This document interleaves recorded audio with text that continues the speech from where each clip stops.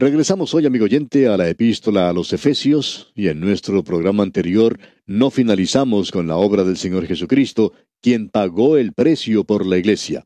Dios el Padre había planificado la iglesia, y Dios el Hijo pagó por la iglesia. Vamos a ver hoy que Dios, el Espíritu Santo, protege la iglesia. Quisiéramos que usted preste atención a lo que dice aquí el versículo 12 de este primer capítulo de la epístola a los Efesios. Es una de esas doxologías maravillosas, gloriosas. Cada vez que el apóstol Pablo finaliza diciéndonos algo acerca de una de las personas de la Trinidad, él se detiene y canta una doxología y luego continúa hablando de la otra persona. Y aquí, habiéndonos hablado acerca de la obra del Hijo, que Él nos redimió por medio de su sangre, que Él reveló el misterio de su voluntad y que Él recompensa a los suyos con una herencia, nos dice entonces en el versículo 12 de este capítulo 1, a fin de que seamos para alabanza de su gloria, nosotros los que primeramente esperábamos en Cristo. Eso es algo maravilloso. El creyente es para la alabanza de su gloria. Amigo oyente, Dios no existe para satisfacer los caprichos y deseos del creyente, pero el creyente existe para la gloria de Dios. Y cuando el creyente se encuentra en el centro de la voluntad de Dios, él está viviendo una vida completa, llena de satisfacción y gozo. Ese es el lugar donde uno puede encontrar verdadera satisfacción y verdadero gozo. Y eso lo librará a usted, amigo oyente, de las manos de los psicólogos, como podremos apreciar en lo que vamos a considerar hoy. Y cuando usted no se encuentra en esa área, digamos, puede que se esté acercando la tormenta. Leamos otra vez el versículo 12. A fin de que seamos para alabanza de su gloria, nosotros los que primeramente esperábamos en Cristo. Esto le da a la vida propósito y significado. Usted y yo no tenemos mucho que ofrecer, ¿verdad? Pero vamos a ser para la alabanza de su gloria. Dios podrá decir en la eternidad sin fin, señalándolo a usted y señalándome a mí, ellos no valían mucho, pero yo los amé y los salvé. Y eso es lo que le da valor, dignidad, propósito, gozo y gloria a todo esto. Existimos hoy para la alabanza de su gloria, y eso es suficiente. Esta doxología que tenemos ante nosotros mira hacia el futuro, hacia la venida de Cristo, y esta es la segunda que hemos tenido. Llegaremos a la tercera dentro de unos instantes, pero llegamos ahora a la obra del Espíritu Santo. Y el Espíritu Santo es quien nos regenera, como veremos al leer el versículo 13. Luego veremos que el Espíritu Santo nos sella. El Espíritu Santo es las arras del Espíritu. El Espíritu Santo nos regenera. El Espíritu Santo es un refugio para nosotros. El Espíritu Santo le da realidad a esta vida nuestra. Nosotros tenemos regeneración y un refugio y realidad en la obra del Espíritu Santo. Leamos lo que dice el versículo 13 para ver todo esto. En él también vosotros, habiendo oído la palabra de verdad, el evangelio de vuestra salvación, y habiendo creído en él, fuisteis sellados con el Espíritu Santo de la promesa. Creemos que esta sección en la cual nos encontramos es sin lugar a dudas una de las más maravillosas que podemos leer. En él también vosotros, habiendo oído la palabra de verdad. Ahora, ¿de qué está hablando el apóstol Pablo aquí? Bueno, alguien puede decir, él no menciona aquí la regeneración. Él está mencionando la regeneración aquí, pero lo estaba haciendo de una forma maravillosa, porque estamos pasando de la obra de Dios por nosotros, que es objetiva. Esa fue la obra de Dios, la que planeó la iglesia. La obra del Señor Jesucristo se llevó a cabo en la redención de la iglesia y pagando por ella. Estamos pues pasando de esa obra de Dios por nosotros a la obra del Espíritu Santo, que es la de proteger a la iglesia, y esto es diferente. Usted se da cuenta que la obra de Dios por nosotros es objetiva, y la obra de Dios en el Padre y el Hijo fue realizada por el Padre y el Hijo. Pero ahora la obra del Espíritu Santo es en nosotros, y eso es subjetivo. En esta obra de regeneración y de renovación, el Espíritu Santo motiva al pecador a oír y creer en su corazón. Eso es lo que lo hace un hijo de Dios, como nos podemos dar cuenta. Ahora, ¿cómo llega uno a ser un hijo de Dios? Bien, el Señor Jesucristo dijo, tendrás que renacer. ¿Y cómo puedo renacer? Mas a todos los que le recibieron, a los que creen en su nombre, les dio potestad de ser hechos hijos de Dios. Aun a aquellos que no hacen nada más que creer en su nombre. Pero aquí en Efesios se nos dice, en él también vosotros, habiendo oído la palabra de verdad. Ahora, habiendo oído, aquí, no quiere decir simplemente el escuchar el sonido de las palabras, sino el de escuchar con entendimiento, digamos de paso. Eso lo tenemos allá en la primera epístola a los Corintios.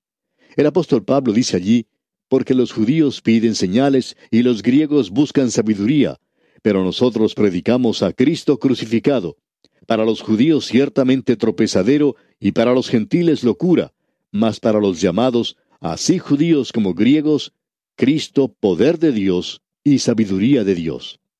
Ahora, ¿quiénes son los llamados? ¿Son ellos los únicos que han oído? No, amigo oyente. Es más que el escuchar el sonido de las palabras. Quiere decir aquellos que han escuchado con entendimiento y que Él los llamó. No es una llamada donde se escucha simplemente palabras, sino que es un llamado donde el Espíritu Santo hace que estas palabras sean reales y verdaderas. Así que la fe es por el oír y el oír por la palabra de Dios. Aquellos que fueron llamados y ellos oyeron la palabra de Dios y respondieron a ella. ¿Qué fue lo que sucedió? Bueno, Pedro lo dice de esta manera, ya en su primera epístola, capítulo 1, versículo 23.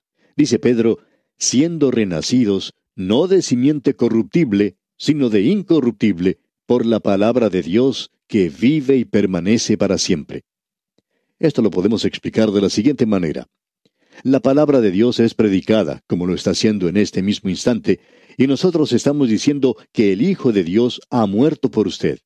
Si usted confía en Él, usted será salvo.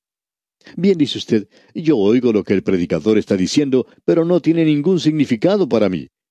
Pero hay alguien más que está escuchando esto, y el Espíritu de Dios está aplicando esto a su corazón, y ellos lo están creyendo, están confiando.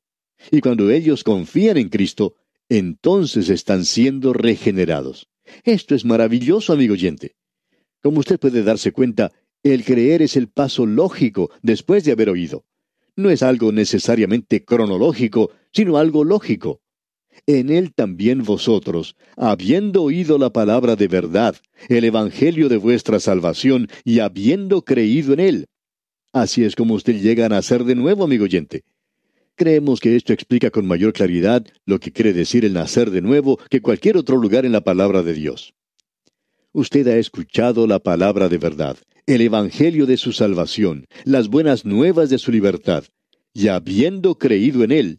Ahora, esta frase indica que todo esto tiene lugar al mismo tiempo. Es decir, que cuando uno cree, es sellado. Todo ocurre al mismo tiempo. Y aquí es donde entra este tema del bautismo. Usted llega a ser bautizado en el momento en que confía en Cristo. Usted es sellado en el momento en que confía en nuestro Señor, y este sellamiento es la segunda obra más grande que hace el Espíritu Santo. El Espíritu Santo primero abre el oído para que escuchemos. Luego Él implanta la fe. Y su próximo paso lógico, como podemos apreciar, es el de sellar al creyente. Ahora sabemos que hay quienes discuten si hay una diferencia en el hecho de que puede ser Dios el Padre o Dios el Hijo quien sella con el Espíritu Santo, o si es el Espíritu Santo mismo quien sella. Y debemos decir aquí que este tipo de argumento en realidad nos cansa bastante, porque los que así argumentan están tratando de crear diferencias como las que existían en la Edad Media. Se acostumbraba a discutir cuántos ángeles podían bailar en la punta de una aguja, por ejemplo. Ahora, si uno discute cosas como estas, pues nunca llega a ninguna parte. Yo entiendo eso, que quiere decir que el Espíritu Santo es el sello, porque en realidad fue Dios el Padre quien dio a su Hijo para que muriera en la cruz. Eso se nos ha dicho claramente. También se nos dice con toda claridad que Dios el Hijo se ofreció a sí mismo voluntariamente, y ambas cosas son verdaderas. Dios el Padre y Dios el Hijo, ambos enviaron al Espíritu Santo para que realice esta obra señaladamente, pero es el Espíritu Santo quien realiza esa obra. Él es quien regenera al pecador y es quien sella al mismo. Y también pensamos que Él, o sea, el Espíritu Santo, es el sello. Ahora creemos que hay un doble propósito en la obra del Espíritu Santo al sellar al creyente. Él implanta la imagen de Dios sobre el corazón para dar una realidad al creyente. Usted sabe que un sello se coloca en un documento y que ese sello tiene una imagen en él. Creemos que esto es exactamente lo que el Espíritu de Dios hace en el creyente en el presente. Creemos que eso es lo que indica el apóstol Juan allá en el capítulo 3 del Evangelio de su nombre, versículo 33, cuando dice, «El que recibe su testimonio, éste atestigua que Dios es veraz». Y Dios es quien implanta su imagen sobre el creyente. Ahora, el segundo propósito de este sello es indicar el derecho de propiedad legal. En la segunda epístola a Timoteo, capítulo 2, versículo 19, leemos, «Pero el fundamento de Dios está firme, teniendo este sello. Conoce el Señor a los que son suyos, y apártese de iniquidad todo aquel que invoca el nombre de Cristo». Ahora, ya que Él provee para usted esta seguridad, eso no quiere decir que usted puede vivir en el pecado, sino que indica más bien que si usted invoca el nombre de Cristo, usted va a estar separado de la iniquidad. Y si no es así, bueno, aparentemente, amigo oyente, usted no ha sido sellado. Y con eso queremos decir que no fue regenerado. El Espíritu Santo es el sello, y eso garantiza que Él nos va a entregar, porque el apóstol Pablo un poco más adelante en esta epístola dirá, con el cual, o sea, con el Espíritu Santo, fuisteis sellados para el día de la redención. Un día Él nos va a entregar a Cristo, y es muy bueno estar sellados de esta manera. Cuando usted envía una carta por correo, muchas veces puede asegurarla y le ponen un sello en el sobre. Y cuando el correo pone ese sello sobre su carta, indica que ellos van a entregar esa carta donde corresponde. Ese sello garantiza la entrega de la carta. ¿Y cuál es el propósito de todo esto? Bueno, la tercera obra del Espíritu Santo se menciona en el versículo 14 de este primer capítulo de la Epístola a los Efesios, que es las arras de nuestra herencia hasta la redención de la posesión adquirida para alabanza de su gloria. Arras es lo que se da como prenda en señal en algún contrato. Es decir, que si uno va a comprar alguna propiedad y quiere que el vendedor le guarde la propiedad, usted deja cierto dinero como un depósito. Quiere decir que más adelante usted entregará más. Ahora, el Espíritu Santo es algo similar. Dios nos ha dado a los creyentes el Espíritu Santo, y eso quiere decir que Él tiene algo más que nos dará más adelante. Como ya hemos visto, tenemos una heredad. Hemos sido bendecidos con toda bendición espiritual. Y esta garantía, o arras que se menciona aquí, indica que tendremos más en el futuro. Y todo esto es para la alabanza de su gloria. Y aquí encontramos la tercera doxología en este capítulo. Es interesante notar que cuando el apóstol Pablo considera la obra de la Trinidad por nosotros, él tiene una gran doxología que presentar, una doxología de alabanza a Dios. Y no solo eso, ahora tenemos la oración de Pablo, porque nos damos cuenta que aquí no solo nos regenera el Espíritu Santo, no solo el Espíritu Santo se convierte en nuestro refugio, sino que el Espíritu Santo nos da una realidad. Y entonces Pablo ahora se siente con deseos de orar. Así es que él ora a favor de los creyentes en Éfeso. Y usted puede notar las cosas por las cuales él ora. Es muy importante que recordemos esto en oración. En los versículos 15 y 16 tenemos esta oración. Leamos. Por esta causa también yo, habiendo oído de vuestra fe en el Señor Jesús y de vuestro amor para con todos los santos, no ceso de dar gracias por vosotros, haciendo memoria de vosotros en mis oraciones. Notemos lo que nos ha dicho en este versículo 15 una vez más. Por esta causa también yo, habiendo oído de vuestra fe en el Señor Jesús y de vuestro amor para con todos los santos. Esta iglesia se destacaba por su fe y por su amor. Vuestro amor para con todos los santos, dice aquí. Este amor no era un lema nada más, no era algo que se colocaba en las ventanas de la casa o de la iglesia. Era algo verdaderamente real. Los creyentes se amaban unos a otros, y esa era la iglesia en su apogeo. La iglesia de Éfeso, en el libro de Apocalipsis, en el capítulo 2, representa a la iglesia en la situación ideal. Nos referimos a la iglesia primitiva, y esa es la iglesia de Éfeso. Y sus miembros se destacaban por su fe en el Señor Jesucristo y por su amor para con todos los santos. Permítanos decirle, amigo oyente, que esta era una iglesia muy hermosa. Y cuando el apóstol Pablo escucha esto, él dice en el versículo 16, «No ceso de dar gracias por vosotros, haciendo memoria de vosotros en mis oraciones». Y usted puede notar que esta es una oración de acción de gracias. En el día de hoy, lo que nos impulsa a orar por otras personas son las dificultades, las enfermedades, los problemas, una crisis y cosas por el estilo. Eso es lo que nos mueve a orar. En cierta ocasión, un grupo de creyentes se acercó a su pastor y le pidieron que orara por una iglesia en la ciudad debido a los grandes problemas que estaban ocurriendo dentro de esa iglesia. No se veía amor en los creyentes y solo existía la chismografía. El estudio bíblico ya no tenía una prioridad y algunos estaban verdaderamente preocupados. Entonces, este grupo de creyentes que se daba cuenta del problema solicitaron que oraran por esa iglesia. Y así todos oraron por ellos. O sea que eso les dio motivo para orar. ¿Y cuántas veces no ocurre así con todos nosotros? Pero en el caso del apóstol Pablo, lo que le daba motivo para orar a él no era solo esta clase de problemas, sino que algo bueno también provocaba en él una oración. Cuando usted, amigo oyente, escucha decir algo bueno acerca de un hijo de Dios, de cómo Dios está bendiciendo a algún predicador o algún otro hijo de Dios, ¿se pone usted de rodillas y le dice a Dios: oh Dios, yo te doy gracias por este hermano y por la manera en que tú lo estás usando?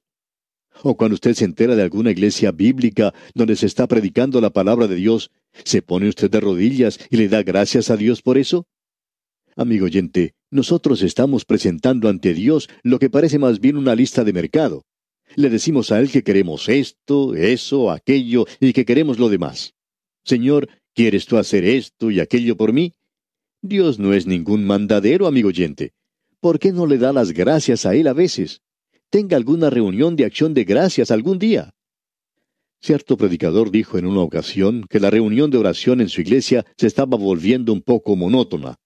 Era tan pequeña que trataron de hacer algo nuevo.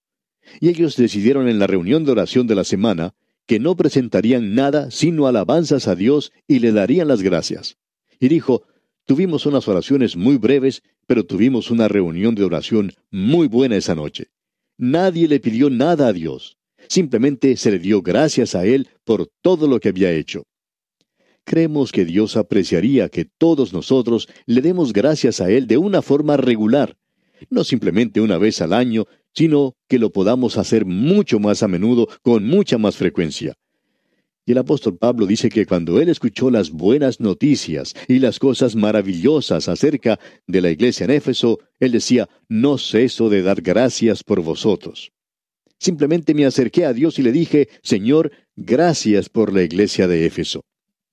¿Se ha acercado usted, amigo oyente, alguna vez a Dios y le ha dicho: Señor, gracias por fulano de tal, esa persona significa tanto para mí, gracias, Señor, por él? Amigo oyente, deberíamos orar de esta manera con mucha más frecuencia. Y el apóstol Pablo dice: haciendo memoria de vosotros en mis oraciones. Ahora, ¿para qué va a orar Pablo? Pablo hizo algunos pedidos, como podemos ver en el versículo 17. Para que el Dios de nuestro Señor Jesucristo, el Padre de gloria, os dé espíritu de sabiduría y de revelación en el conocimiento de Él. Y no vamos a poder seguir más adelante hoy, pero usted se habrá dado cuenta que el apóstol Pablo no oró para que ellos recibieran más dinero o para que pudieran pagar sus deudas. Sin embargo, opinamos que él pudo haber orado por eso. No hay nada malo con eso. Pero él oró por algo aquí que no estamos seguros de que lo estamos presentando en nuestras oraciones hoy. Y una vez más, el versículo 17 dice: para que el Dios de nuestro Señor Jesucristo, el Padre de gloria, os dé espíritu de sabiduría y de revelación en el conocimiento de Él. ¿Estamos nosotros, amigo oyente, orando por eso en el día de hoy? Hay muchas personas que oran por nuestra salud y le damos gracias a Dios por ello. Lo hacemos incontables veces. Y es maravilloso. Pero ¿cuánto nos agradaría que alguna vez alguien orara: Señor, da un poco más de entendimiento de la palabra de Dios a nuestro hermano? Él parece ser tan ignorante de tu palabra. Apreciaríamos que usted, amigo oyente, orara esta oración alguna vez. Se lo agradeceríamos de todo corazón. Y bien, aquí nos detenemos por hoy.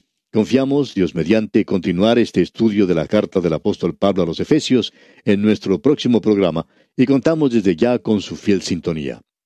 Le sugerimos, mientras tanto, amigo oyente, leer los siguientes versículos de este primer capítulo para estar así preparados y sacar el mayor provecho posible de este estudio bíblico. Será pues, hasta entonces, que el Señor continúe dándole sabiduría y revelación en el conocimiento del Señor Jesucristo, es nuestra más ferviente oración.